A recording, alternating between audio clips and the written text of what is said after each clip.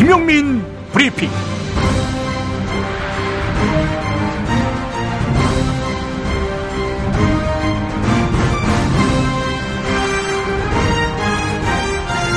(2017년 1월 7일) 토요일입니다. 다수결은 항상 정의로운가? 그 이야기를 하는 것 같습니다. 대통령 박근혜의 대리인단 자격으로 헌법재판소에 출석한 서석구 변호사의 말입니다. 물론 민주주의는 다수결을 따르지만 구스타브 라드부르가 지적하듯이 상대주의적 관용을 원칙으로 하고요. 그래서 민주주의 다수결에 의해가지고 실제로 소크라테스도 배심 재판에서 사형 선고를 받고 예수도 군중 재판에서 십자가를 졌습니다. 그래서 다수결이 함정을 선동하는 그런 언론 기사 이런 것에 의해 가지고 또 부정확하고 부실한 자료에 의해서 증폭될 때는 민주주의가 다수결이 대단히 위험할 수 있다는 것을 말씀드리겠습니다. 박근혜에 대한 탄핵 지지는 야당은 물론 여당 일부까지 동의했고 국민 여론 80% 가까이가 지지했던 것이지요. 그럼에도 불구하고 끊임없이 질문할 수 있습니다. 다수결은 항상 다 무조건 옳은가? 이런 서석구 변호사는 그런데 지금으로부터 5년 전에는 전혀 딴소리를 했습니다. 다수결의 횡포를 반성하자며 쟁점 법안의 경우 국회 제적의원 5분의 3 이상이 동의를 해야만 법안이 통과되는 국회법, 즉 국회 선진화법이 다수결의 원칙에 위배된다며 강력 저지해야 한다. 이렇게 목청을 높인 것입니다. 들어보시죠.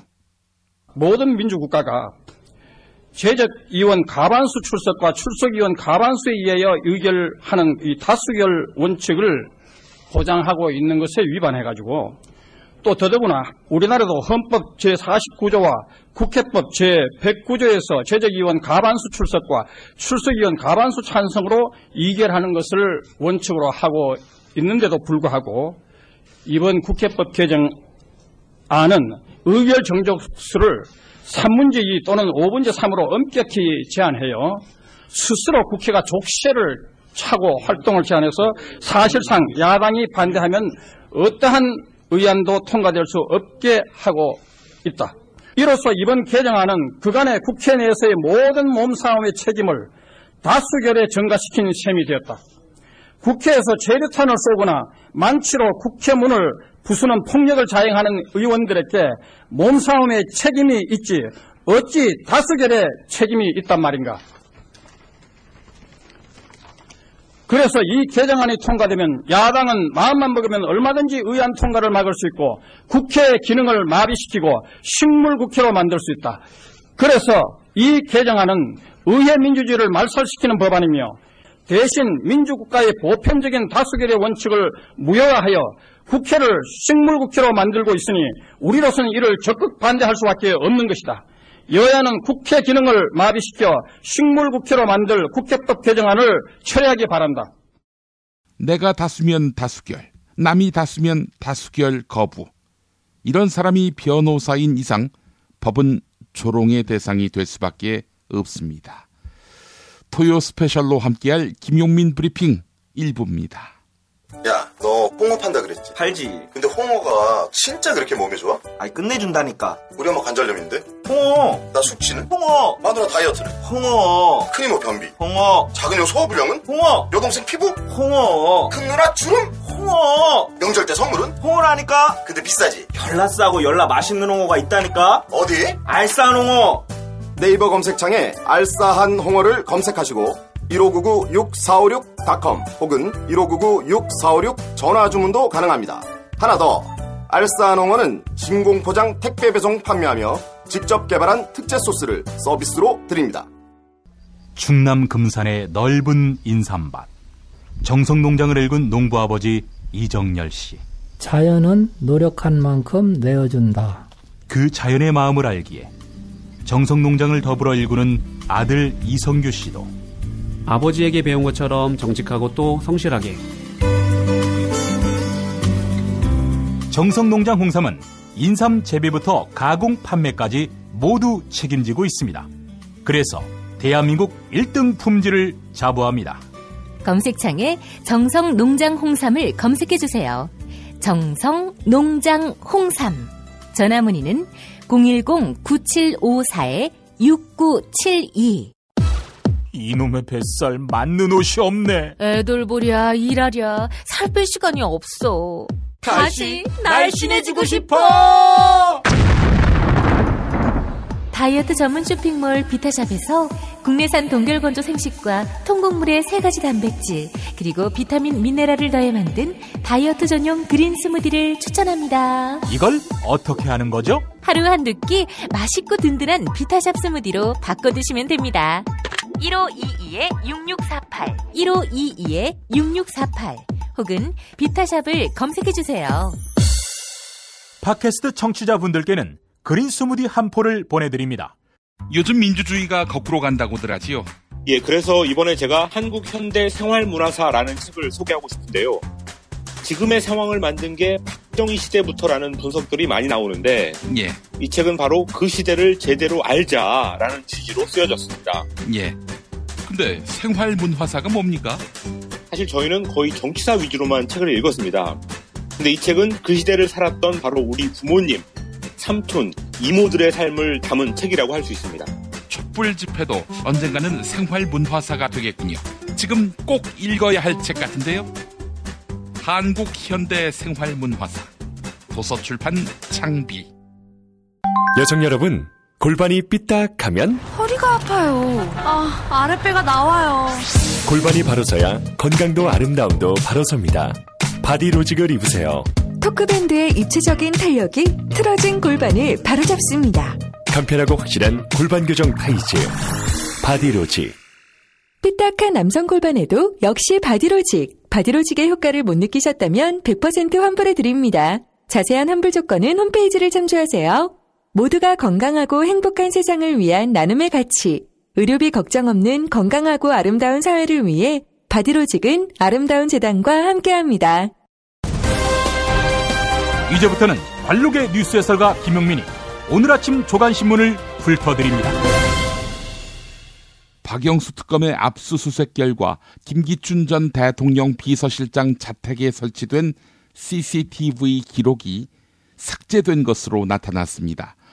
압수수색으로 확보한 김기춘의 휴대전화 역시 연락처 등이 지워진 상태였고 자택에는 문서가 거의 없었던 것으로 전해졌습니다.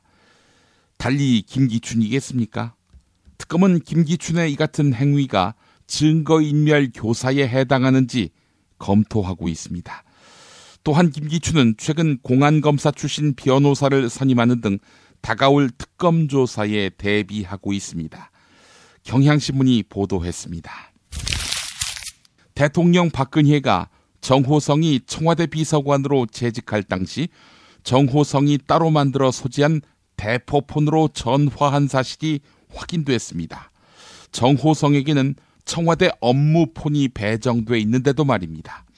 이 대포폰은 정호성이 주로 최순실과의 통화를 목적으로 개설한 것인데 여기에서 최순실이 국정 운영을 지시하는 통화 녹음 파일들이 무더기로 발견된 것입니다. 박영수 특검이 확보한 정호성의 대포폰 통화 내역에는 P와 S라는 이니셜로 표기된 전화번호가 자주 등장합니다. 정호성은 검찰 조사에서 S는 최순실이고 P는 박근혜다 이렇게 진술했습니다. 한겨레가 보도했습니다. 대통령 박근혜가 최순실의 조카 장시호가 설립한 동계스포츠 영재센터에 정부 예산을 지원하라고 지시한 사실이 확인됐습니다. 문화체육관광부 자체감사에 따르면 지난해 10월과 11월 두 차례에 걸쳐서 동계스포츠 영재센터 예산 지원 내용을 박근혜한테 보고한 사실이 확인됐습니다. 또한 보고 후에는 박근혜가 청와대 교육문화수석을 통해 장시호의 영재센터를 적극 지원하라 이런 지시를 내린 것으로 확인됐습니다. 장시호의 영재센터는 설립 1년 반 만에 문화체육관광부 예산만 6억 가까이 지원받았습니다. SBS가 보도했습니다. 청와대 보안 손님으로 의심받는 주사 아줌마, 이른바 백 선생의 실체가 YTN 취재 결과 확인됐습니다. 백 선생은 73살의 불법 시술 전과자인데요. 서울 논현동 일대 부유층 집을 찾아가 불법 시술을 일삼다가 구속까지 됐습니다. 박영수 특검은 백 선생을 세월호 7시간 의혹을 풀 핵심 인물로 보고 조만간 소환 조사와 함께 강제 수사에 돌입할 방침입니다. 덴마크에서 엿새째 구금돼 있는 정유라가 아이와 함께 있게 해주면 귀국하겠다는 조건부 자진 귀국 의사를 철회했습니다.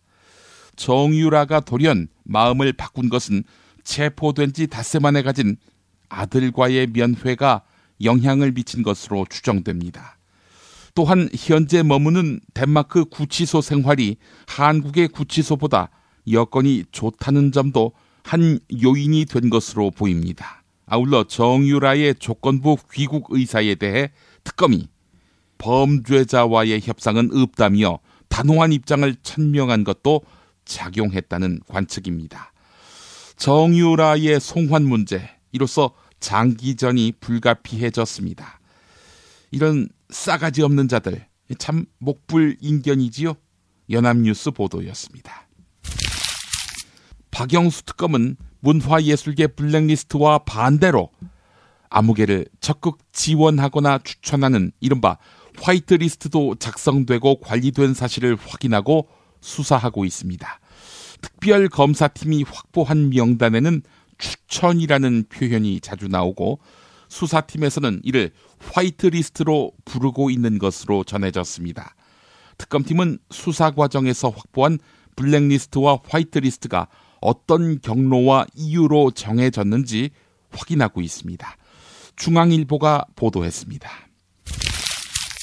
임명진 새누리당 비상대책위원장이 소집한 상임전국위원회가 서청원 의원 등 친박 계열 의원들의 방해로 무산됐습니다. 당 지도부의 일원인 비상대책위원 일부를 선임할 예정이었는데 불발된 것입니다. 한 핵심 당직자는 서청원 의원 아내와 측근 의원들이 전국 위원들에게 전화해서 불참을 요구했고 현장에서는 보좌진들이 이 회의에 참석하려는 사람들을 막았다, 이렇게 말했습니다. 또한 서청원 의원은 임명진 비대위원장이 탈당을 강요하고 협박했다며 고소하겠다, 이렇게 밝혔습니다. 한겨레가 보도했습니다. 더불어민주당 문재인 전 대표를 비판한 의원들이 문자 폭탄에 시달리고 있습니다. 더불어민주당 싱크탱크인 민주연구원이 작성한 개헌 저지 보고서가 발단이었습니다. 민주연구원이 벌써 대선 후보가 확정된 것처럼 편향된 전략 보고서를 작성했다고 비판한 김부겸 의원에게는 3,000개가 넘는 항의 문자 메시지가 도착했다고 합니다. 개혁보수신당 정병국 의원과 주호영 원내대표도 문재인 전 대표와 노무현 전 대통령을 언급했다가 문자 폭탄을 맞았습니다. 이 사람들이 언급한 내용은 터무니없는 것이긴 하지요. 예. 문재인 전 대표는 페이스북에 동지들에게 절박한 마음으로 호소합니다 라는 제목의 글을 올렸는데요. 우리는 하나의 팀이고 결코 상처를 주어서는 안 된다, 이러면서 지지자들에게 자제를 호소했습니다. 경향신문 보도였습니다. 네, 문재인에 대한 지지를 넘어선 이런 식의 공격적 엄호가 과연 문재인 전 대표에게 도움이 되고 있는지 성찰해 볼 필요가 있겠고요. 반문재인 정서를 확산시키기 위한 공작 세력의 개입은 없는지도 살펴볼 필요가 있습니다. 문재인 전 대표의 자제 호소, 여기에 진심이 느껴집니다. 정부가 쌀 공급 과잉 문제를 해결하고자 올해 벼 재배 면적을 약 1억 평 줄이기로 했습니다. 정부 계획대로라면 올해 벼 재배 면적은 지난해보다 4.5% 줄어듭니다. 벼 재배 면적을 줄이는 방법은 농민들에게 벼가 아닌 다른 작물을 재배하도록 권장하는 것인데요. 조선일보가 보도했습니다. 조선일보나 정부는 외국쌀을 무분별하게 수입하고 밥쌀 소비가 크게 줄어드니까 이젠 농민들을 타박합니다. 아무리 그래도 외국쌀보다는 우리 쌀이 1000배 만배 더 낫지 않겠습니까? 소녀상을 둘러싸고 일본이 한국을 상대로 제재를 취할 움직임입니다. 일본 정부는 부산 일본 영사관 앞 위안부 소녀상 설치에 반발해 한일 통화 스와프 협의를 중단한다. 일방적으로 한국기획재정부에 통보했습니다. 통화 스와프는 비상시 외환 보유액 고갈에 대비해 특정 국가와 통화 교환을 약속하는 협정이지요. 또한 아베 신조 일본 총리는 조 바이든 미국 부통령에게 부산 소녀상 문제가 한일 정부 간의 합의를 역행한다. 이렇게 주장했습니다. 박근혜는 답해야 합니다. 아베한테 소녀상과 관련해 무슨 약속을 했는지. 우리 국민은 아무 약속도 없었다. 이렇게 알고 있습니다. 아이고 머리야, 이 나라가 아주 난리나 난리야. 정병장님 머리 아플 때는 존바라 TV 모르세요? 뭐? 존바라? 오인용, 다이묘전설, 후레시아, 홍수구락부 이런 유명한 감독들이 신작을 보여주는 애니메이션 채널이에요. 와, 그런 게 있어? 유튜브에 가서 존바라만 딱 치면 나와요. 야, 바로 가서 봐야겠다. 뭐라고? 존바라요, 존바라. 정권 교체를 함께 염원하는 판촉물 쇼핑몰 네피알. 기념품, 답례품, 기왕이면 네피알로 인터넷 검색창에 입력하시거나 032-519-4800으로 전화하세요. 카카오톡 아이디는 네피알. 일산에 있는 풍무양고기, 영양 가득한 양갈비와 양꼬치, 피자, 자네도 그 맛을 아는가? 무당이 저를 데려간 적이 없어서. 031-902-9292. 자기야, 매트리스 고르기 너무 힘들어. 대한민국 최초 매트리스 멀티샵 매트리스엠 몰라? 전세계 최고 브랜드 정품만 취급해. 매트리스 살 때는 꼭 매트리스엠으로 오세요. 살이 꽉 찬 데다가 맛까지 끝내줘. 일본 바이어들이 환장하며 찾는다는 최고급 러시아 냉동 대게. 네이버 카페 대게 직거래 장터에 들어오셔서 선택하세요. 1644-9047.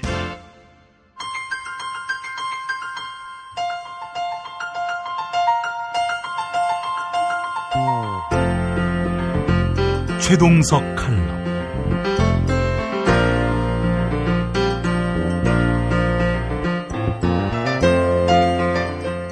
안녕하십니까, 최동석입니다. 지난 시간에는 권력과 권한의 관계에 대해서 설명했습니다.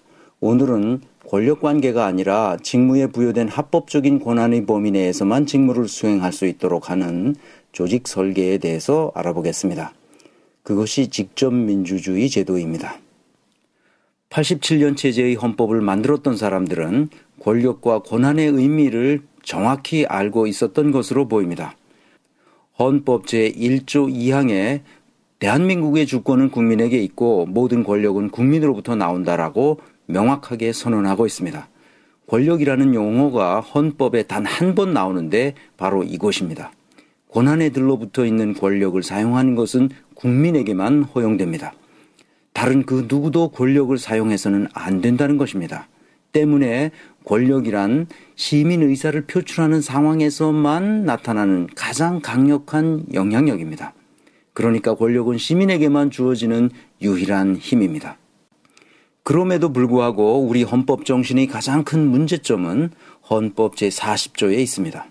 입법권은 국회에 속한다로 명시함으로써 시민 의사를 오로지 국회의원이라는 대리인을 통해서만 행사할 수 있도록 했습니다.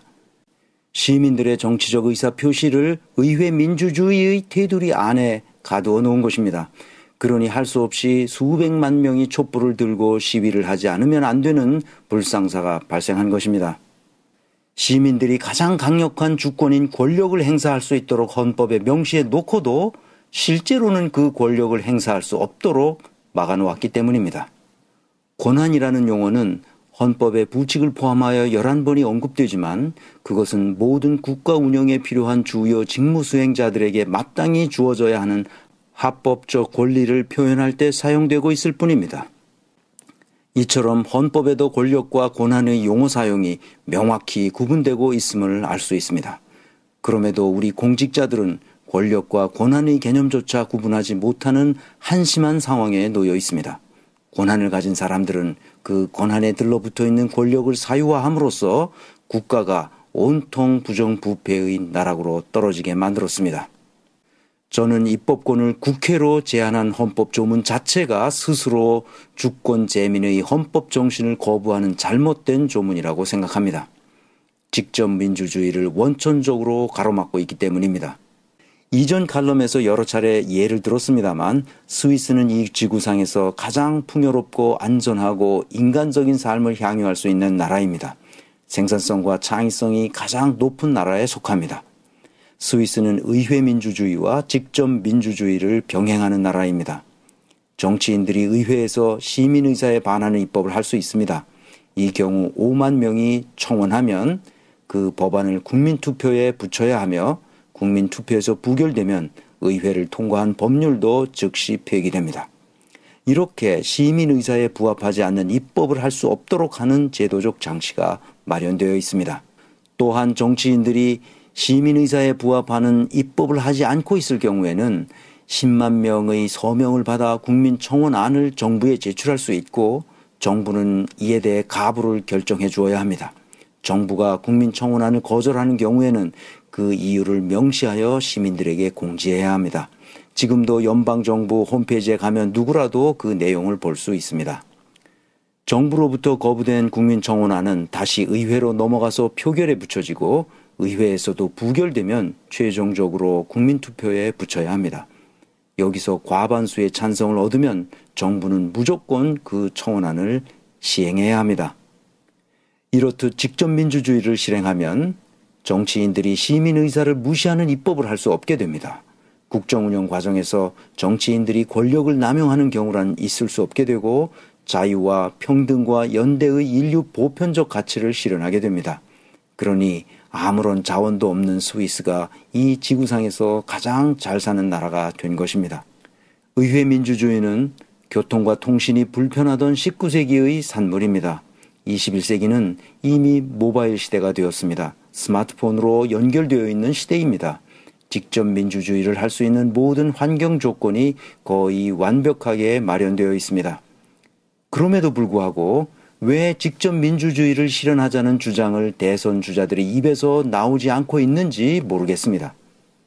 저는 그동안 몇몇 사람들을 제외하고는 직접 민주주의를 주장하는 정치학자와 법률가들을 만나보지 못했습니다.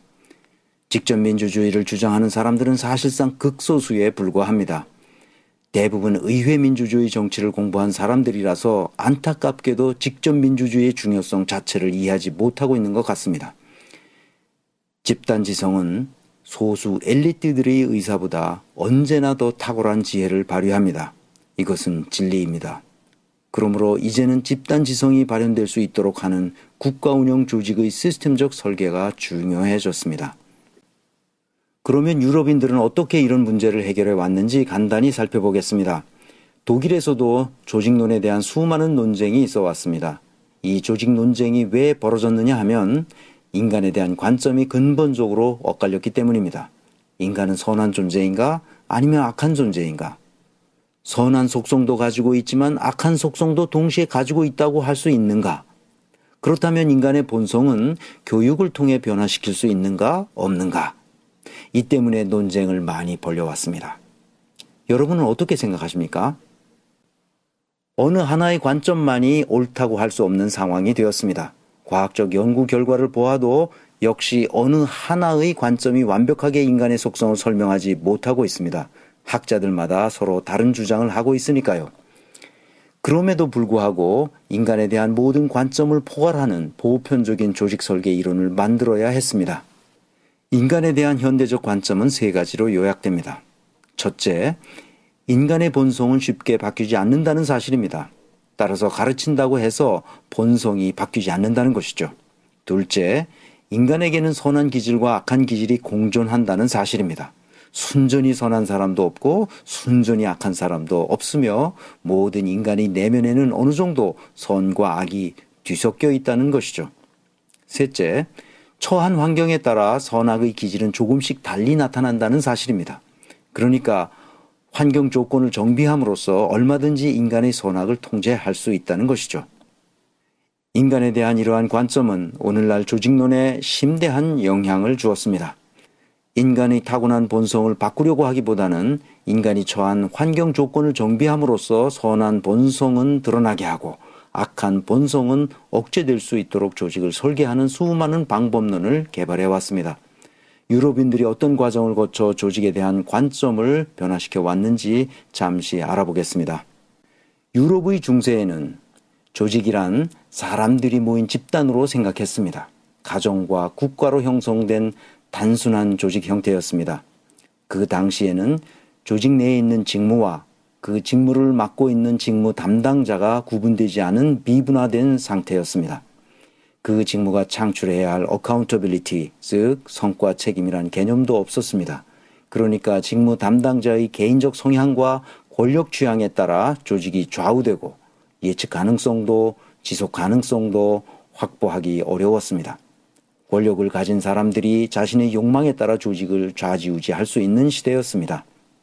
피라미드형 계층 구조로 조직이 설계되어 있었기 때문에 그 계급 구조에 따라 직무를 개인적 소유물로 여겼습니다. 특히 귀족들의 직무는 세습되었기 때문에 마땅히 직무는 개인적 소유물이었습니다. 요즘 재벌 일가의 세습 행태와 그들의 반사회적 행패를 보면 직무와 직무 담당자가 구분되지 않는 조선시대의 모습을 보는 것과 같습니다. 박근혜 최순실 사태는 대통령이라는 직무를 개인적 소유물로 생각하고 자신이 마음대로 할 수 있는 것으로 여겼기 때문에 발생했습니다. 박근혜의 사고체계는 직무와 직무 담당자를 구분할 정도로 조직 인식 수준이 발달해 있지 않았음이 분명합니다. 박근혜를 추종하는 일당의 행태를 보아도 그렇습니다. 근대적 조직 설계와 법률 체계를 전혀 이해하지 못하고 있고 권력을 자신들 마음대로 휘둘러도 된다는 생각에 머물러 있습니다. 이들 역시 조선시대를 넘어서지 못하고 있습니다. 진실로 이들은 권력을 가진 자의 개인적 이기심을 최대한 충족시키는 방식으로 직무를 이해했습니다. 이명박과 그 일당은 아예 국가 운영 자체를 개인적인 수익 모델로 이해했다는 것이 모든 사람들에게 알려졌습니다. 이렇게 된 가장 큰 원인은 권력의 자리에 올라서면 개인적인 욕망을 마음껏 분출할 수 있도록 엉성하게 법률체계를 만들었기 때문입니다. 우리의 법률체계에는 시민들의 집단지성이 정치권에 수렴되는 제도적 장치가 마련되어 있지 않습니다. 그러니 자본 권력이든 정치 권력이든 권력의 자리에 나아간 사람들은 서로 스크럼을 짜고 시민들의 고혈을 빨아먹는 사태가 지속되어 왔습니다. 19세기 후반과 20세기 초에 막스 웨버라는 걸출한 철학자가 나타나서 이러한 현상을 근본적으로 해결할 수 있는 관료제 조직을 생각해냈습니다. 오늘날 관료제 조직의 폐해를 비판하는 사람들이 많습니다만 당시로서는 조직 운영의 지속 가능성과 예측 가능성을 확보하기 위한 위대한 조직 이론이었습니다. 직무에 합법적인 권한을 부여하고 그 범위 내에서 직무 담당자가 직무를 수행하도록 하는 조직 설계 방법론을 제시했기 때문입니다. 이것은 조직 설계에서 매우 획기적인 발전이었습니다. 이때부터 서서히 조직은 단순히 사람들의 집합체가 아니라 직무의 집합체로 인식하게 되었습니다. 조직 밖에 있는 사람들이 조직 내에 있는 여러 직무를 개별적인 계약 관계로 맡게 됨으로써 조직이 성립된다는 사실을 인식하게 되었습니다. 이것은 매우 중요한 발전이었습니다. 직무와 직무 담당자가 명확하게 구분되었고 직무 담당자는 직무에 부여된 권한 범위 내에서만 직무를 수행할 수 있게 되었기 때문입니다. 이제 21세기가 되어 제4차 산업혁명의 물결이 우리를 덮치고 있습니다.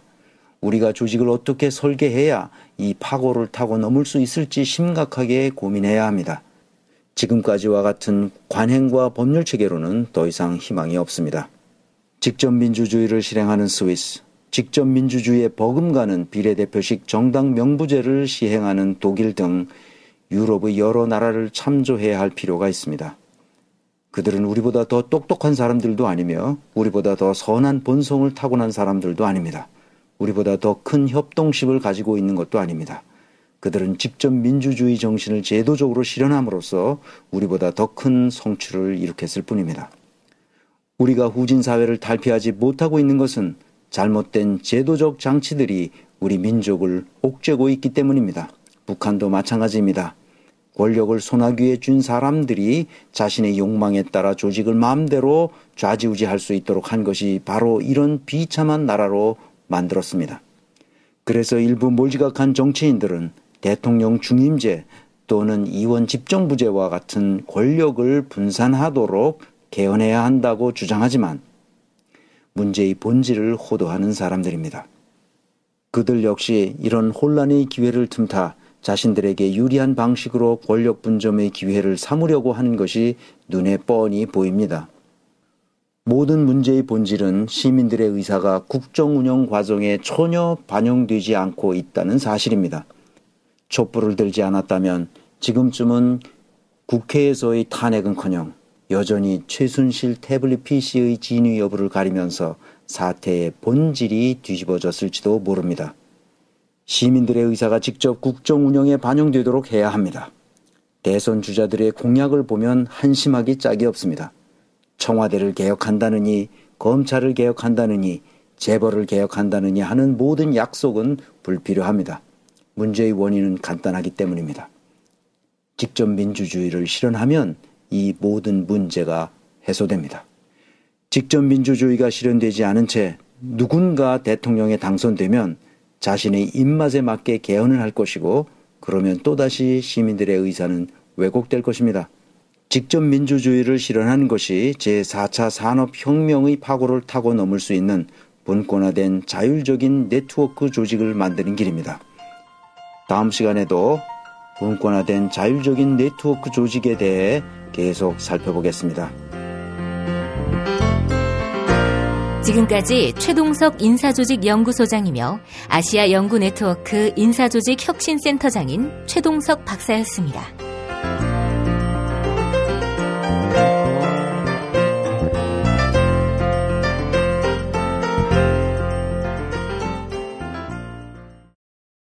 야, 딴지마켓 좀 봐봐. 이담채 김치 게시판 지금 보고 있어? 왜요? 뭐가 문제 있나요?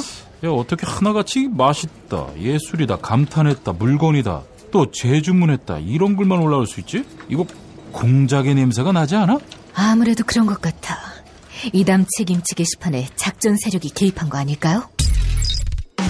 그럴 리가요. 이담채 김치는 맛있는 김치 말고는 따로 자랑할 게 없습니다. 드셔보시고 판단하세요. 포털 사이트에서 이담채 김치. 주문 전화는 1544-4586 1544-4586. 술자리 많은 연말연시, 가뜩이나 속상한 세상. 새싹당 콩차를 선물하세요. 가격이 착해서 김영란법에 저촉되지 않습니다. 새싹당 콩차는 남자를 위한 차. 서면보고용으로 아주 좋습니다. 서면보고용. 에? 서면보고. 전창걸닷컴에서 구매하세요. 전화문의 070-8635-1288 070-8635-1288.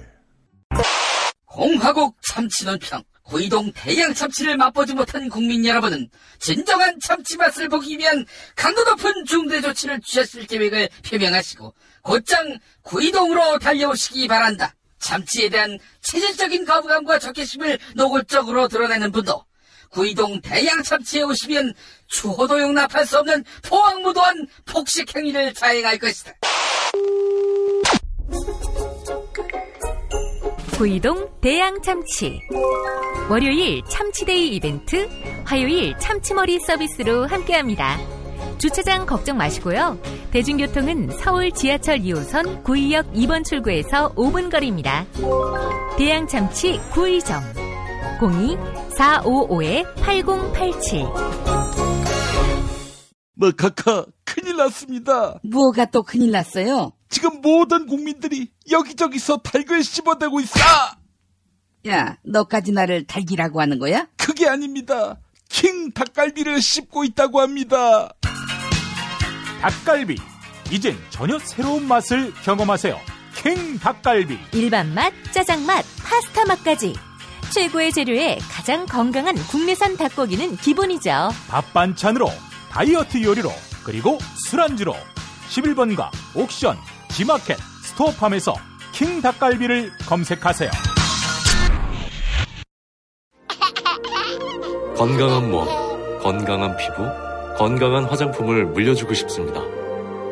수아비스 화장품은 눈에 들어가도, 상처 위에 발라도, 혹은 아이들이 실수로 먹더라도 괜찮아야 한다는 목표로 95% 천연 원료 함유에 도달하기까지 달려왔습니다. 수아비스 화장품에서 2017년 신년맞이 감사 선물을 준비했습니다. 1월 한 달간 화장품을 구입하시는 모든 분들께 상품권을 드립니다. 소중한 지인들에게 마음을 전할 수 있는 기회를 놓치지 마세요. 지금 바로 수아비스 화장품을 검색하셔서 상품권을 받아가시고 소중한 사람들과 건강한 화장품을 나누세요. 아이부터 어른까지 수아비스 화장품.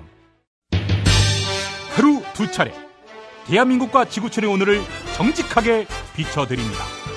권력이 진실을 압도하는 세상. 김용민 브리핑은 작은 희망의 불씨가 되겠습니다. TV 뉴스 집중해. 김프로이드. 김프로 어서 오십시오. 네, 안녕하세요. 김프로입니다. 새해 복 많이 받으시고. 새해 복 많이 받으십시오. 올해 소망. 올해는 김프로를 좀 많이 알려가지고 생활비를 좀 벌어야 되겠다. 뭐 이런 조촐한. 그 작년까지는 어떻게 살았어요? 뭐 다 하면서 살았죠. 근근히 살아요. 한 달 한 달 살고 있습니다. 여러분 올 한해 김프로의 해가 될 수 있도록 밀어주시고, 그러려면은 대선이 빨리 와야 되는 거 아닙니까? 대선은 빨리 오겠죠. 꼽히는 봄이 오면 대선하는 거 아니에요? 지난번에 그 2월에 헌재 판결 난다. 네. 얘기했는데 어떻게 좀 수정할 마음은 없습니까? 뭐 1, 2월 하고 있는데 저는 그냥 2월 보고 있어요. 아닌가? 아니 그 정봉주 전 의원이나 최강욱 변호사는 1월 말로 아주 올인을 했더라고. 나는 이미 1월 말이라고 했어. 그보다 앞서서. 뭐 밑도 끝도 없이 1월 말이라고 했습니다. 뭐 무슨 뭐 과학적이고 뭐 논증적인 그런 추정이 아니라 너무 사안이 간단하니까. 이미 헌재에서는 의지가 그렇게 있다고 보여지는데 이제 박근혜 대통령 측에서 워낙 이제 어떻게든 이제 물고 늘어져서 좀 밀어보려고 하잖아요. 그런 게 맞물리면 한 2월 정도, 특검 수사가 또 2월 말 정도 돼야 끝나니까 그 정도 되지 않을까 싶은 생각은 있는데. 아니 형사적 범죄는 뭐 더 말할 나위가 없고 이미 국헌문란의 행위는 규명된 거 아니에요? 그럼요. 이건 뭐 국헌문란만 봐도 되잖아. 형사적 범죄는 말할 것도 없고. 그러니까요. 예. 1월 안에 나올 가능성도 뭐 지금 분위기라면 박한철 소장이 그만두기 전에 결론을 내릴 가능성도 상당히 크다. 그러면 박한철 소장이 그만두기 전에 결론을 나고 갈 것이냐, 아니면 뭐 그 다음 이정미 재판관 나가기 전에 할 것이냐. 저는 아직은 잘 모르겠는데 한 반반 정도 봅니다. 반반. 헌법재판소 2차 변론 때 서석구 그 대통령 대리인단 이 변호사가 이영렬하고 윤석열은 친노다. 그렇게 얘기했는데. 뭐 친노면 안 됩니까? 무슨 상관이야? 아니 근데 안희정하고 강금원 구속영장을 쓴 사람을 친노라고 하면 좀 그렇지 않나? 그렇죠. 그러니까 참 그런 논리라면 그럼 TK는 괜찮나요? 그렇지. TK가 뭐 수사하고 재판하고 하는 건 상관없나요? 그것도 말이 안 되는 건데 참 각 기관과 각자 해야 될 역할이 있는 것인데 얼마나 후달리면 그런 걸 하겠습니까? 후달린다는 얘기죠. 지금 대리인단의 수준이 매우 떨어진다. 수준이 떨어진다고 저는 보지는 않는데 할 말이 없다라고 봅니다. 저는. 할 게 없으니까 그거라도 해야지. 하기는 해야 되는데. 하긴 해야 되는데. 아마 본인들도 이거 뭐 기각으로 다들 보고 있을 거예요. 틀림없이. 마음속으로는 그러겠죠. 그럴 거라고 생각합니다. 정상적이라면. 그래요. 우리가 이제 팟캐스트를 하려면은 뭔가 뻥카, 너무 말도 안 되는 뻥카를 치면 안 되겠지만 전망에 좀 확신을 실어야 됩니다. 계속 지금 강요하고 계신데. 그 봐봐, 지금 최강욱, 정봉주 1월 말이라고 아예 전 재산을 걸었어요. 그래요? 이거 봐봐, 이게 팟캐스트의 교본이야. 나한테 좀 줬으면 좋겠다. 아니, 본인도 이제 좀 이 팟캐스트 체제에 좀 적응을 해야 된다고. 그 1월 중순이라고 해야 된다고. 1월 중순. 그쯤 하면은. 아니, 근데 제가 1월 중순이라 하다 제가 다음 주라고 해도 아무도 신경 안 쓰기 때문에 일단은 김프로를 알려야 됩니다. 일단 최강욱, 정봉주보다는 이 사람 확신 있는 사람이구나. 이런 이미지를 산다니까? 그래요? 네. 어쨌든. 그 사람들을 능가해야 될 거 아니야. 좋은 의견 참고해서 제 마음대로 하겠습니다. 2월에 할지 3월에 할지. 그런 거 같으면 지상파에서도 할 수 있는 얘기 아닙니까? 예. 뭔가 좀 철학의 변화가 좀 필요할 것 같습니다. 그래요. 어쨌든 지금 특검 수사는 아주 맹렬 정도가 아니라 용렬하게 지금 진행이 되고 있는 것 같아요.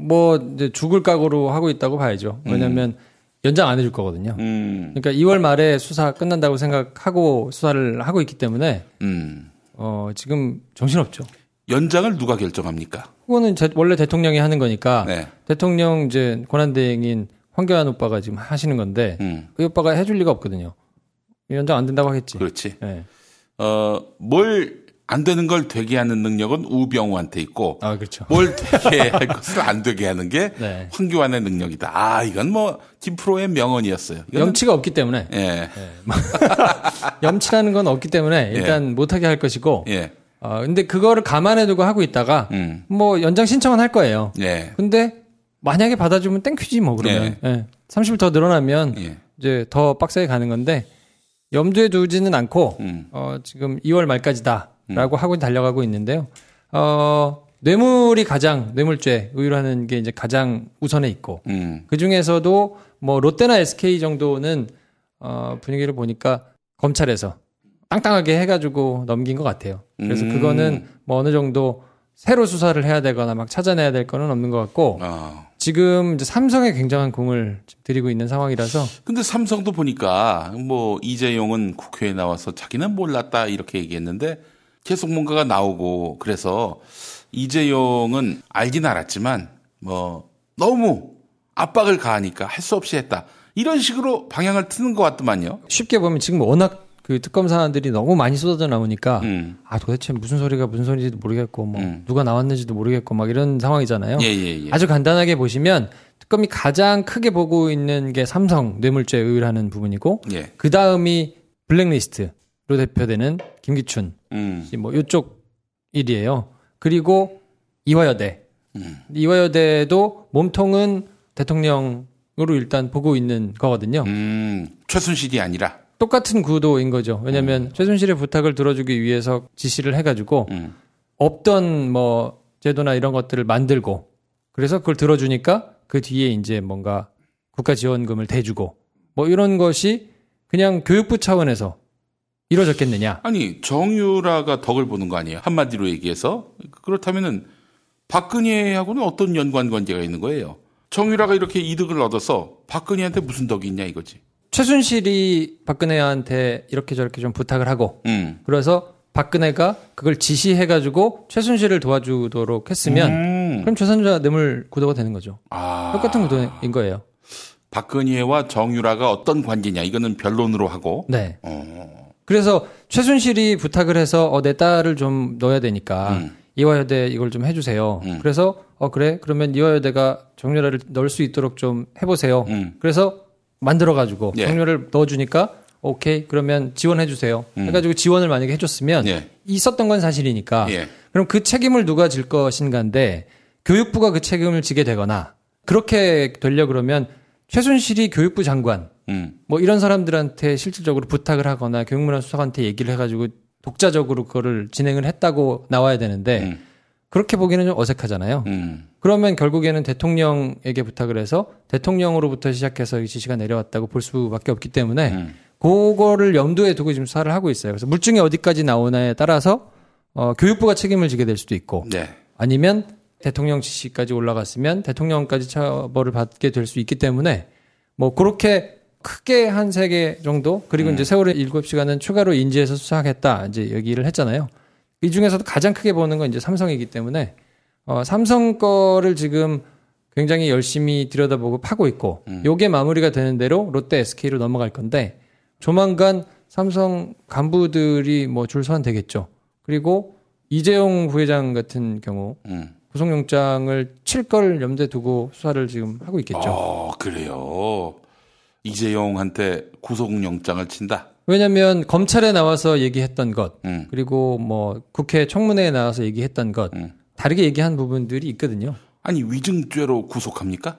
위증죄는 아니고 제3자 뇌물죄 관련해서 제3자 뇌물죄를 감추기 위해서 위증을 했지 참.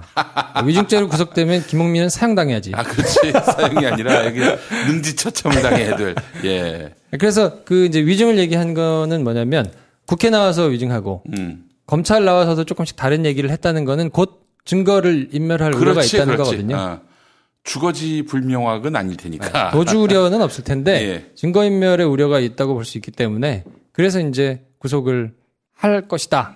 뭐 이렇게 이제 목표를 세워놓고 하면 달려가고 있을 거예요. 삼성 쪽에서는 당연히 그 밑에 책임자 선에서 끝나기를 바라겠죠. 근데 그렇게 보려면 특검 쪽에서는 제3자 뇌물죄, 어쨌든 뇌물죄를 의율하려고 지금 막 수사를 하고 있는 건데 삼성에서는 제일 좋은 구도가 공갈 협박인 거예요. 그래서 우리는 공갈을 받아서 어쩔 수 없어서 그냥 해준 거다라는 지금 구도로 가고 있기 때문에 그 공갈은 박근혜가 했다는 거고. 그렇죠. 청와대나 뭐 이쪽 이제 정부 쪽에서 막 돈을 내라고 이제 강요하니까 강요 공갈에 의해서 우리가 어쩔 수 없어가지고 냈다 피해자다라는 이제 프레임이고 이쪽에서는 아니 니네가 얻어먹을 것이 있어서 그걸 구체적으로 부탁했고. 그게 바로 대표적으로 제일모직 삼성물산 합병이고. 네, 뭐 그런 거에 있어서 필요하다고 했고. 그래서 그거의 대가로 최순실에게 준 것이기 때문에 그 부탁을 대통령이 했다면 제3자 뇌물죄가 의율이 된다라고 지금 보고 가고 있는 것이고. 이제 뭐 한참 수사가 지금 달려서 진행되고 있는데 예전 검찰 수사 같은 경우에는 컨트롤 타워가 민정수석이기 때문에 누구를 구속한다, 누구를 어떤 혐의를 적용해서 기소한다 이런 거에 대한 재가를 우병우 내지는 이런 사람들한테 받은 거예요. 김기춘 실장 뭐 이런 사람한테. 그걸 박근혜 대통령이 뭐 하나하나 꼼꼼히 챙겨가지고 방향을 지시하고 이럴 능력은 안 되시는 분이니까 밑에서 알아서 이제 했단 말이죠.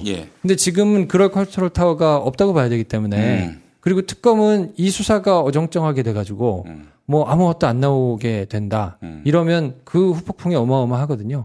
그러니까 이제 검찰로 못 돌아가는 몇몇 사람들이 혹시 생기더라도 그냥 이걸로 역할을 다 해야 된다라고 생각으로 지금 진행하고 있기 때문에 이종 부회장을 구속을 하고 그리고 뭐 재벌 총수들 일부 뭐 신동빈 회장이라든지 뭐 이런 사람들을 구속하고 그래서 그것이 박근혜 대통령의 뇌물죄를 명백하게 입증할 수 있는 진술이라든지 뭐 이런 거를 얻어내지 않으면 특검 본인들이 죽는다고 생각하기 때문에 이건 정말 죽을 똥살똥 수사를 할 것이고 야 이건 뭐 불려는 다녀도 구속까지야 되겠나 싶은 생각을 하시는 분들도 있을 텐데 그냥 바깥에서 생각하시는 것보다는 훨씬 기류가 셀 수 있다.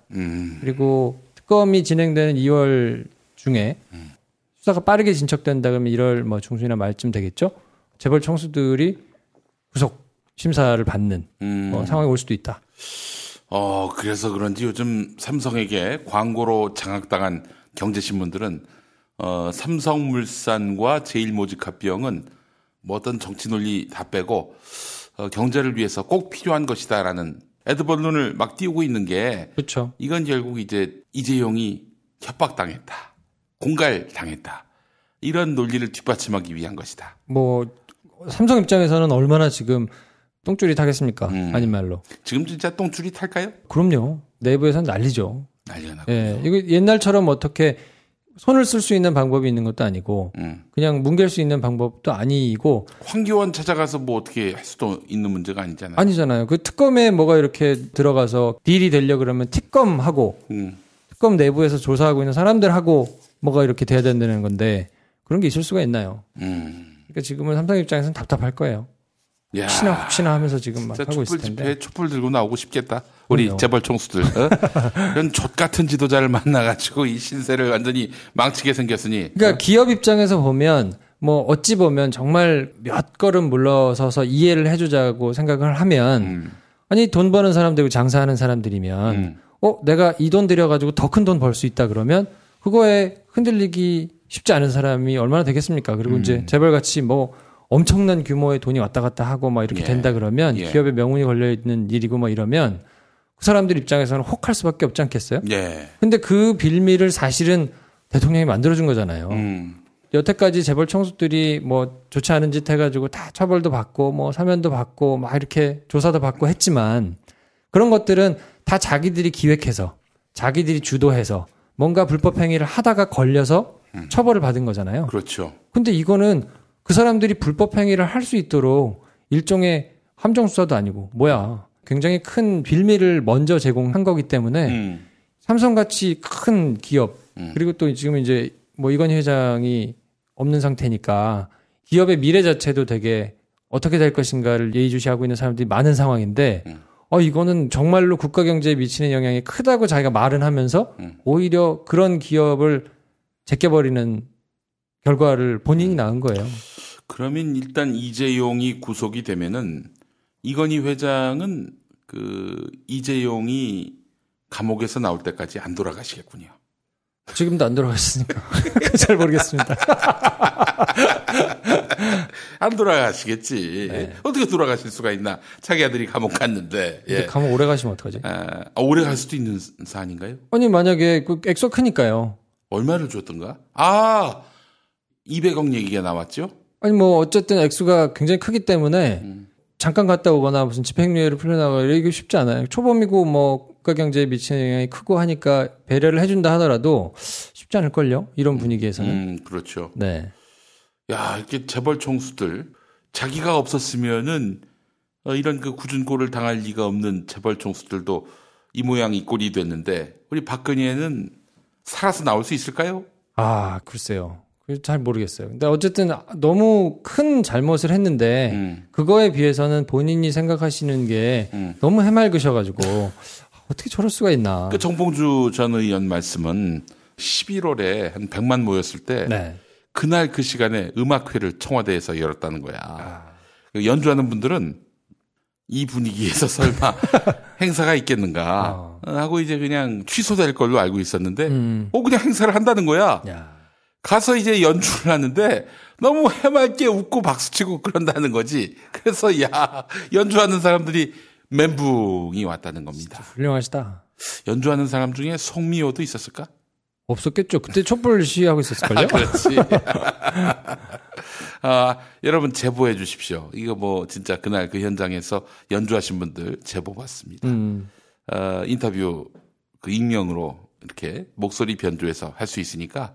직무가 정지된 상태인데도 나와가지고 막 간담회를 하고 간담회에서 또 말씀하시는 게 택도 아닌 얘기를 그렇게 길게 막 하고 그런데 또 기자들은 그냥 그 옆에서 다소곳이 서가지고 또 심기를 거스르지 않는 정도의 그런 질문들을 하고 하는 걸 보니까 이 정도가 됐는데도 저렇게 생각하고 있으면 어떡하나 싶은 생각이 드는 거예요. 물론 이재용 회장이 구속되고 뭐 한다고 해서 삼성이 휘청거리거나 그러지는 않을 거라고 봐요, 저는. 그럴 것 같으면 뭐 그건 개인 기업이죠. 오히려 그렇게 막 생각을 하는 것 자체를 경계해야 되는 거죠. 왜냐하면 삼성 정도의 큰 회사가 오히려 잘 돌아갈 수 있는 게 반증이 될 수도 있기 때문에 그거를 너무 걱정해가지고 막 이재용 구속되면 안 된다 이렇게 생각할 거는 아닌데 근데 어쨌든 지금 상황이 이렇게 돼 있으니까 이런 혼란스러운 상황을 만들었으면 본인이 정말 죄송하다고 생각을 하면 그렇게 행동할 수 없을 것 같은데 아니 너무 본인이 편안한 마음으로 계시니까 뭐 어떻게 봐야 될지 모르겠어요 진짜. 그게 보긴 앉아서 봐야지. 살다 보면 꽃 주문할 일이 생깁니다. 1566-0263 네이버에서 검색된 사이트보다 최대 2만원 싸게 해드립니다. 좋은 사람과 플라워 1566-0263 잊지 마세요. 건강식품의 지존 전복을 택한다면 100% 완도에서 잡은 와우 전복. 네이버에서 와우 전복을 찾으세요. 010-2443-0818 한우 사고를 집어넣고 24시간 팔팔 끓인 곰탕 연지연 곰탕. 어린이부터 노인까지 누구나 좋아하는 건강식 연지연 곰탕. 택배로 신청하시려면 010-7252-1114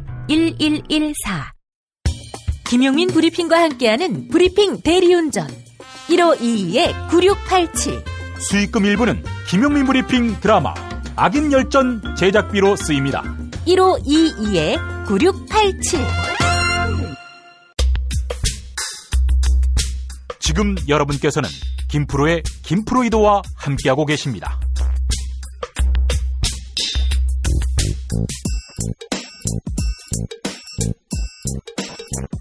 팟캐스트 제작자인 김프로, 그의 역작 재즈가 알고 싶다, 그리고 시네마스타 많이 사랑해주세요. 아, 그래요. 일단 특검의 그 현 좌표를 살펴봤는데, 기자간담회 때의 그 상황들, 녹음기 가져오지 마라. 네. 카메라 안 된다. 아니, 그런다고 또 안 가져갑니까? 그러니까. 김프로가 만약에 그때 청와대 출입을 했다면은 네. 어떻게 했을 것 같아요? 저는 그 페북에다도 썼는데 예. 굉장히 공손하게 질문을 했을 것 같아요. 그러니까 세월호 때 정상적으로 보고를 다 받고 이렇게 했는데 나를 너무 무슨 처음에는 정윤회랑 미래를 했다고 했다가 정윤회 아니라고 하니까 그 다음에 무슨 또 굿을 했다고 했다가 이래가지고 너무 어처구니가 없다는 식으로 이제 했잖아요. 나는 할 일을 정상적으로 다 보고도 받고 가려고 그러는데 경호 때문에 시간이 좀 늦어져가지고 5시에 간 거고 이렇게 얘기를 했단 말이에요. 근데 왜 저 질문을 하는 사람이 없을까 봤는데 끝까지 안 하더라고요. 근데 저는 되게 공손하고 정중하게 그러면 확인 사살을 해야 되니까 한번 이렇게 물어봤을 것 같아요. 지금 말씀하신 대로라면 아침부터 사고가 있을 때부터 쭉 이제 중대본 오실 때까지 다 계속 보고를 받으셨다는 얘기인 거잖아요. 예. 그러면 이제 그렇다고 하겠죠. 그러면 저희도 사실 그날 하루 종일 아침부터 생중계 방송을 계속 보고 있었는데 대통령께서는 이제 저희처럼 생중계만 보는 게 아니고 해경에서 들어오는 거, 국정원에서 들어오는 거, 남들 못 보는 정보 다 받았겠지. 해군에서 들어오는 거 여러 가지를 다 받으셨을 텐데 실시간으로 보고를 받으셨을 텐데 그렇지 않습니까? 그리고 얘기를 하면 그렇다고 얘기하겠죠. 근데 중대본에 오셔가지고 처음 하셨던 질문이 애들이 구명조끼를 입고 있는데 발견하기가 그렇게 힘듭니까? 그런 질문을 하셨단 말이에요. 첫 질문이. 예. 그 질문은 무슨 뜻이었습니까? 거기에 대한 답은 아마 이거겠죠? 그게, 그냥 그래서, 그러니까 지난번에 우리가,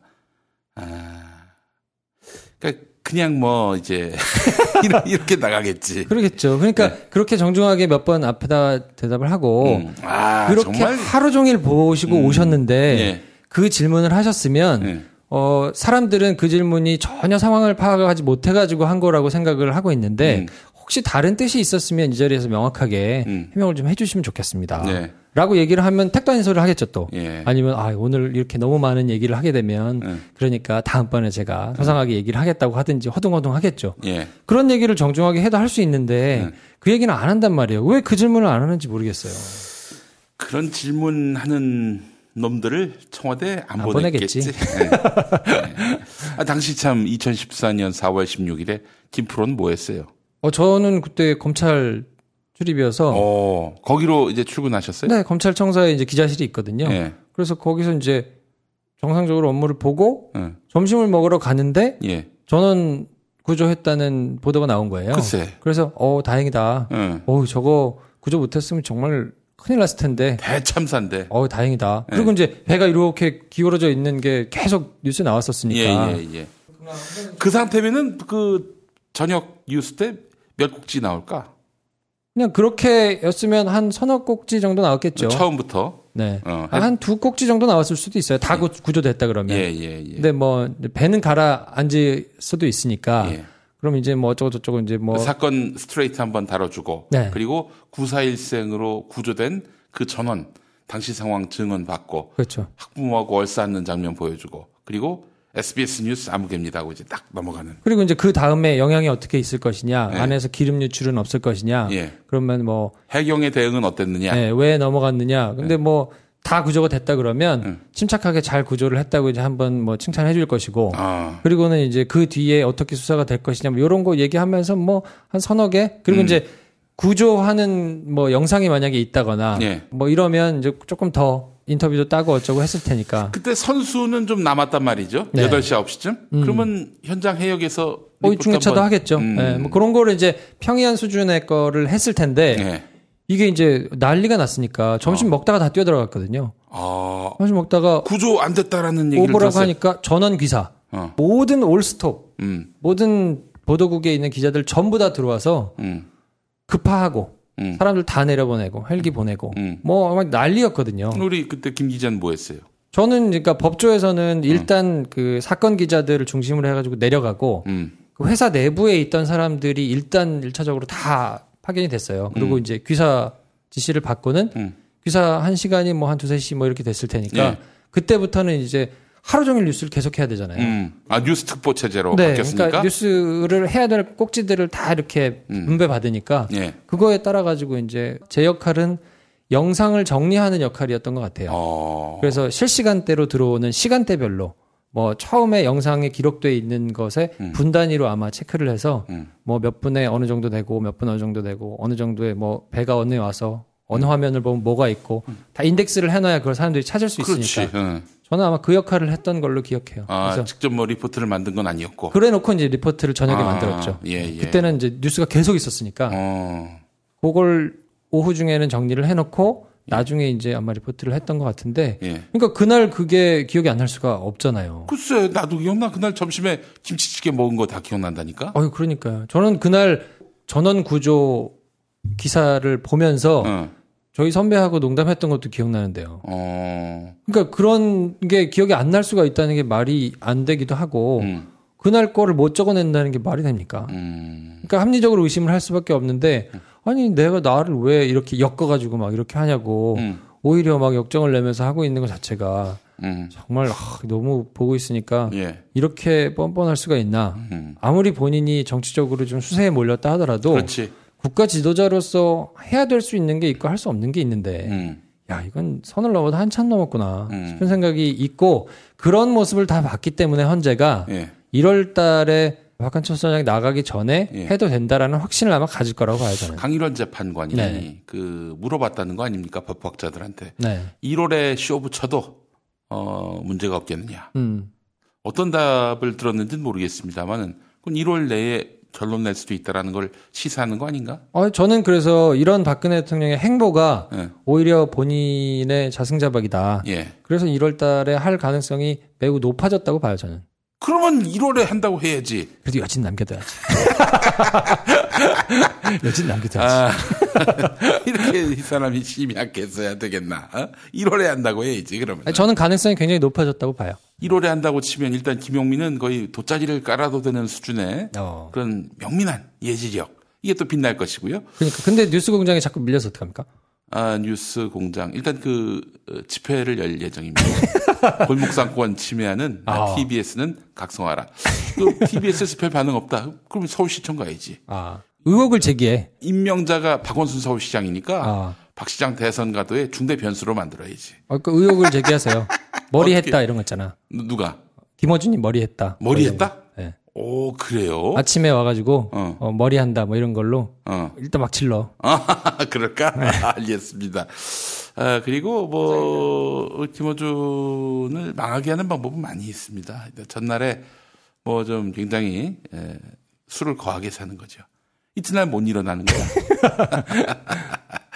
그래도 요즘 기여도를 봐서는 그럼요. 김어준을 밀어주는 분위기이기 때문에 그런 뭐 한두 번 빠진다고 그 뭐 어려워질 문제는 아닌 것 같고 방법을 한번 뉴스 공장하고 김현정의 뉴스쇼하고 뭐 이런 것들이 CBS가 타격을 입는데. 그래요. 네. 아무래도 그러겠죠. 네, 그렇지. 네. 예전에 뭐 사실 똑똑한 우리 시민들은 지상파 라디오를 듣고자 하는 분들은 뭐 사실 김현정 말고는 선택지가 없었지. 그렇죠, 그렇죠. 근데 요즘에는 뭐 김어준이 있으니까. 저는 이런 경쟁 체제는 필요하다고 보고 너무 좋다고 봐요. 근데 이런 게 이제 TBS와 CBS 정도에 머물러 있는 게 매우 안타깝고 이런 걸 사실은 MBC, SBS, KBS에서 해야지. 제가 우리 애청자분들께 하나 더 추천합니다. 하나 더. 박진호의 시사전망대 SBS 라디오 여기도 괜찮아요. 아침에 이 박진호 기자의 클로징 멘트를 보면은 이분 다시 봤어요. 제가. 저는 잘 몰랐는데 8시 앵커 한참 하시던 분이죠. 그렇죠. 주말에. 주말 앵커. 어떤 분이에요? 되게 성격 유하시고요. 네. 되게 좋으신 분이에요. 네. 진행솜 씨가 이제 기자의 티를 많이 벗진 못했지만 상당히 유연하고 오래 재밌어요. 하셨으니까요. 인터뷰의 네. 질이 달라 좋아. 김어준 따위하고는 비교할 수 없어요. 사람이 되게 유하신 분이에요. 그래서 제가 봤을 때는 딴 데는 모르겠고 SBS, TBS 그리고 CBS 이거 왔다 갔다 하시면서 들으시면은 네. 재밌는 아침이 되지 않겠는가 생각이 드는데 제가 요즘 또 국민 TV에 또 이제 일을 하다 보니까 그런 거 하지 말고 민동기의 뉴스바 들으셔도 상관이 없겠다 이런 생각을 또 해보는데 그 박진호 기자의 SBS 시사전망대 예전에 그 시사전망대 오랫동안 패널을 하시지 않았었나요? 그렇죠. 그전엔 SBS 전망대. SBS 전망대. 예. 그 시간대 같이 하는 거니까. 네. 근데 얼마 전에 우리 모 PD로부터 연락이 왔는데 뉴스 브리핑 할 생각 없냐고. 똥 싸는데 전화가 온 거야. 진짜. 이야, 섭외가 온 겁니까 이제? 그럼 거기에 제가 고려해보겠다. 이럴 리가 있겠나, 내가? 무조건 한다 그랬겠지. 물었지. 근데 이게 보니까 나로 정해져서 내 컨펌을 받는 게 아니라, 나한테 일단 의향을 물어보고 위에다 이제 보고를 하는데, 킬될 수도 있는 거지. 조금 지켜봐야죠. 상황에 따라서는. 내가 너무 슬픈 거예요. 그 처지를 생각하니까. 아니, 김어준은 진행자로 저렇게 모셔가는데, 내 꼴은 이게 뭔가. 그래도. 차근차근 가면 되죠. 이 김프로 같은 사람하고 지금 여기서 밑바닥에서 말이야. 이게 뭐 하는 짓이야, 이게. 나중에 저를 우러러 보면서 그럴 때가 올 거예요. 알겠습니다. 예. 왜냐면 기억이 나서 그래요. 그 아침에 뉴스 브리핑 시간에. 맞아. 우리 김프로하고 왔다 갔다 많이 만났었어. 복도에서 그때. 이렇게 쭈그리고 앉아가지고 혼자 막 원고를 막 이렇게 고치고 있더라고. 그래서 제가 아침에 새벽에 이제 저희들이 밤 꼴딱 새고 근무를 하면. 그렇지. 라디오 출연을 하거든요. 8시에 SBS 뉴스레이다. 네. 하남신. 그렇죠. 네. 그 양반이. 그래서 이제 그거 출연을 하러 이렇게 아침에 스튜디오로 올라가면 구석에 앉아가지고 이렇게 원고를 보고 있던 그 대전명 생각납니다. 그래요. 참 우리 김프로. 근데 한 가지 여기서 공식적으로 제안을 하겠습니다. 김어준과 전면전을 선포했어요. 김어준의 파파이스에 대응하는 프로를 이제 만들려고 합니다. 그래요? 국민 TV에서. 그래서 김용민의 맘마이스로 해가지고 김엄마 아닙니까 내가. 그러니까 이제 맘마이스 하는데 코너 하나 좀 맡아줘. 뭘 맡아줘? 코너 하나를. 돈을 줘. 당연하지. 무료봉사가 어딨어 세상에 이 업계에서. 하여간 법조 관련한 이야기나 이런 거 사안 터지면은 우리 전문 기자로 한번 모시도록 하겠습니다. 기자가 아닌데? 전문 전 기자. 이젠 영화평 쓰고 있는데. 영화평론가. 이렇게 해서. 평론가를 하기에는 소양이 딸려가지고. 네. 예전에 나도 사실 시사평론가라고 하니까 너무 연차가 어리고, 그래서 시사 칼럼니스트? 말도 안 되는 칼럼도 안 쓰는데, 시사 칼럼니스트 이런 걸로 처음에 시작을 했었어. 어느 순간 조금 이제 좀 연조가 차니까, 그때부터 평론가라고 부르고 다녔지. 그러니까요. 네. 저도 이제 칼럼니스트로 칼럼 열심히 쓰고 있습니다. 네. 영화 블로거 이런 걸로 시작을 해서 나중에 이제 평론가로. 평론가라고 해서 이게 무슨 자격 시험을 보는 것도 아니고. 그런 건 아니에요. 또 면허증이 있는 것도 아니고. 자기가 붙이기 나름이거든. 저는 사실 평론가가 될 생각은 없기 때문에. 전 영화를 만들고 싶어서 영화 하는 것을. 감독. 그렇지. 뭔 작품이 나와야 감독이지. 근데 대한민국에서는 보니까 평생 한 편만 만들어도 영화 감독으로 뒤에 이름이 붙고 다니더만. 그렇죠. 한 편만 있으면 됩니다. 한 편만 있으면 한 편 빨리 만들어. 한 편 빨리 만들어야겠어요. 알겠습니다. 맘마이스의 이제 깃발을 제가 올렸고요. 그래서 이제 정치 분야 해설은 정청래 의원이 맡기로 했습니다. 그게 파파이스 하잖아? 네. 그런 게 어딨어. 그냥 부르는 거지. 그래서 이제 액수를 10,000원만 더 드리는 걸로 해가지고, 그렇게 해서 이쪽이 좀 더 이니셔티브를 지도록 하겠습니다. 아무튼 좋은 방송들, 좋은 이런 것들이 좀 많이 나와서 그걸 즐기시는 분들이 좀 많아졌으면 좋겠어요. 너무 답답합니다. 답답한 현실을 우리가 뚫고 나가도록 해야겠습니다. 절망하지 않고. 자, 오늘 마지막 노래는 어떤 노래? 새 벽두부터 좀 제목이 그렇긴 한데요. 그래도 사람들을 이렇게 볼 때마다 박근혜 변호인단을 비롯해서 사람들의 이런 걸 볼 때마다 너무 섬뜩섬뜩 놀라거든요. 그래서 이번 노래는 몬스터입니다. 몬스터. 네. 알겠습니다. 우리 데이브 니어가 부르는 몬스터. 데이브 니어하고 목소리가 너무 비슷해서 이 노래를 김프로가 부르는 거 아니냐. 저는 잘 모르겠는데 그런 말씀하시는 분이 많더라고요. 음색이 비슷해. 아 그래요? 네. 다른 사람입니다. 네. 다른 사람입니다. 네. 이분이요. 바로 김프로가 앉아 있는 자리에서 대각선 자리에 앉아 있는 분입니다. 사람이 달라요. 성도 다르죠? 성 다르죠. 우리 김프로는 김씨고 저쪽은 이씨. 네네. 이씨예요. 예. 자, 오해하지 마시고 우리 데이브 니어의 노래 몬스터 들으면서 자, 우리 김프로는 또 다음 주에 뵙도록 하겠습니다. 네, 다음 주에 뵙겠습니다.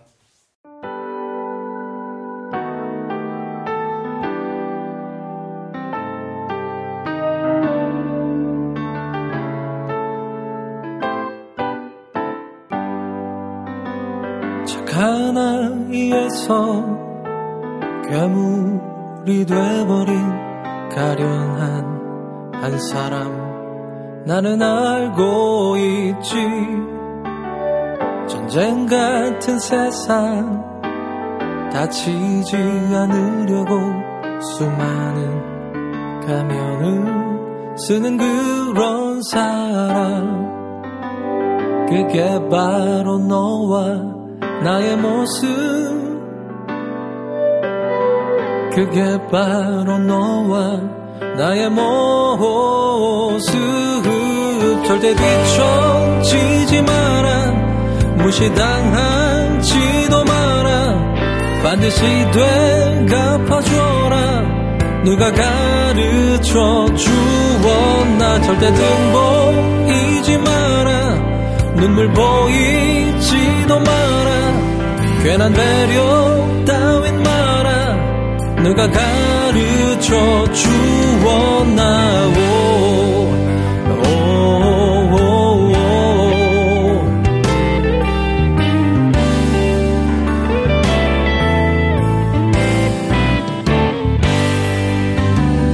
그게 바로 너와 나의 모습, 그게 바로 너와 나의 모습. 어디부터 시작해야 달라질 수 있나. 달라져야만 하나. 아직 알 수는 없지만 가슴 깊은 곳에서는 뭔가 꿈틀대고 있는데 약해져가는 게 아닌지 나는 정말로 두려워. 거울 속에 비친 나는 웃음 짓고 서 있지만 마음 가득 멍든 나는 결코 웃을 수 없는 걸. 어디부터 시작해야 달라질 수 있나. 달라져야만 하나. 답은 어디에 있을까.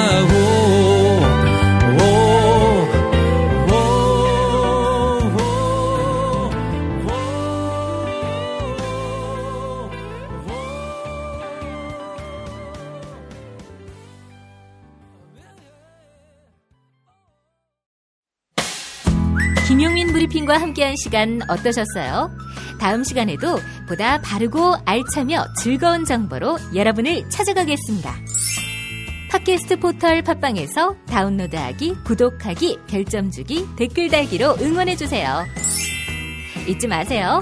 다운로드하기, 구독하기, 별점 주기, 댓글 달기.